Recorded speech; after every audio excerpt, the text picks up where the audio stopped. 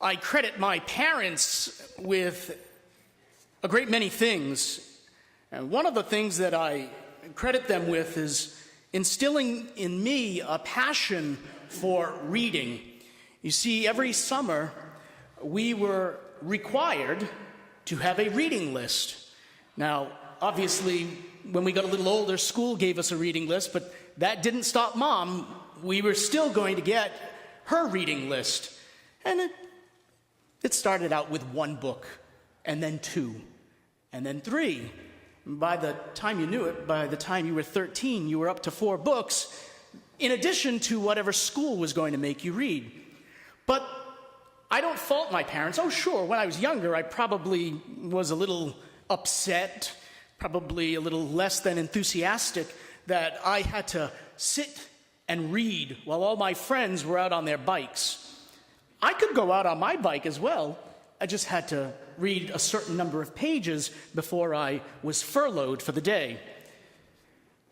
That passion has come with me into adulthood. And for years now, I continue every year to create my own summer reading list. And don't worry, these aren't just quick thrillers that I like to just keep turning the page. Or there might be 1 or 2 of those on the list. But I mean, who goes on vacation with a 750-page tome on the Bolshevik Revolution? I do. And read the entire thing.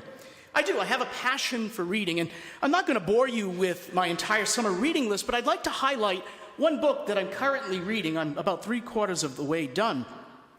It's entitled Just the 9 of Us. It's written by Jean Kennedy Smith, and it's basically her view, her experience of growing up in such a large family.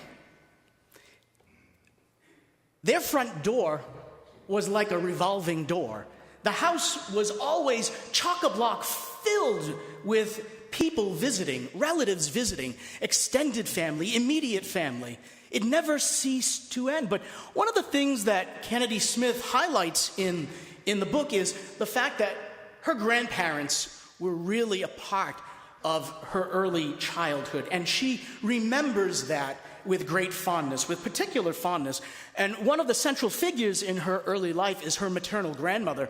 Her maternal grandmother not only was a nurturing figure, but her maternal grandmother shared something very important with Kennedy Smith, and she highlights this, and I think it's chapter 4 of the book, the fact that she was able to learn and experience an entirely different generation, not her grandmother's generation, but her great-grandmother's generation, a woman she really didn't know.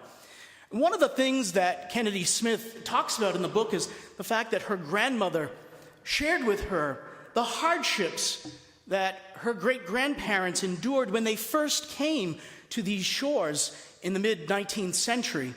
Walking around the city of Boston seeking to find employment, they were often greeted with signs saying, "Irish need not apply."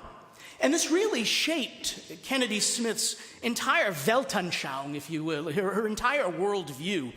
And I've given that, I actually had to stop reading the book at this chapter because it got me thinking about the history of our own country. Think about it for a second. Why was the Civil War fought? Our country was divided by race. We see, moving into the 60s, the Civil Rights movement. Up until then, people of a different color had to drink out of a different fountain, couldn't go to the same schools. Segregation was prevalent in the South, and it really divided us as a nation. And I've thought about that in light of everything that is going on in our own country right now. Now, let me preface my comments this morning. This is not a politically charged statement that I'm about to make. The whole immigration issue is a life issue. If you don't believe me, I encourage you before you send me a letter or a challenge saying, don't you know the separation of church and state? Oh, I know the separation of church and state very well. I am a proud American. I took an oath of office as a military officer. I wore that uniform. I am proud to be an American, but I'm proud to be an American for the reasons why this country was founded.